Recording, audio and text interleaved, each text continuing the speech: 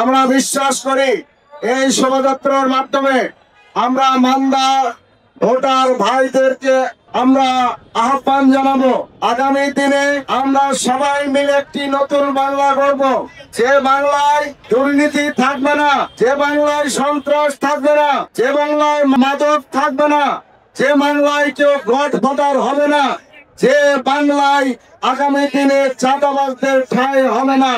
এমনি একটা মান্দা, এমনি একটি বাংলা গড়ার প্রত্যয় নিয়ে আজকের এই মোটরসাইকেল শোভাযাত্রা।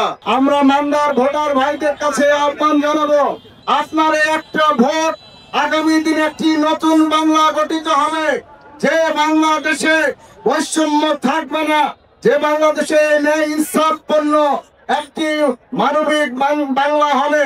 আমরা মান্দাবাসীর ভোটার ভাইদের কাছে আহ্বান জানাতে চাই, অতীতে মান্দা ছিল ইসলামের ঘাঁটি, জামাত ইসলামের ঘাঁটি, দাঁড়িপাল্লার ঘাঁটি।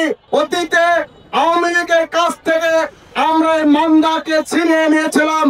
আজকে 2026 সালে প্রমাণ করব এই মান্দা আগামী দিনে দাঁড়িপাল্লার বিজয় কেউ ঠেকাতে পারবে না ইনশাআল্লাহ।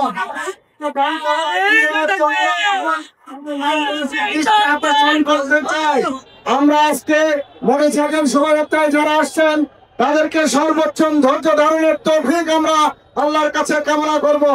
আমরা কেউ শৃঙ্খলা ভঙ্গ করব না। আমরা সারা দেশে প্রমাণ করেছি, মান্দাতে প্রমাণ হবে। আজকে জামাত ইসলামের লোকেরা কত সুশৃঙ্খল, কত সুসংগঠিত। আমরা সুশৃঙ্খল ভাবে এই শোভাযাত্রা শুরু করব।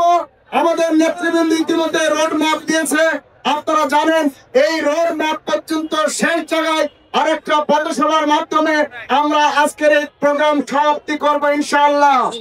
মাঝপথে কেউ কোনো দিকে আঁকা বাঁকা পথে নামেন না, শেষ পর্যন্ত সবাই থাকবো ইনশাআল্লাহ। আমরা আল্লাহর কাছে নিরাপত্তা কামনা করি, আল্লাহর কাছে সাহায্য চাই। আল্লাহ তার নিরাপত্তার মাধ্যমে, আল্লাহ তার রহমতের চাদর দিয়ে আমাদের এই শোভাযাত্রাকে প্রফুল্ল মণ্ডিত করবেন ইনশাআল্লাহ।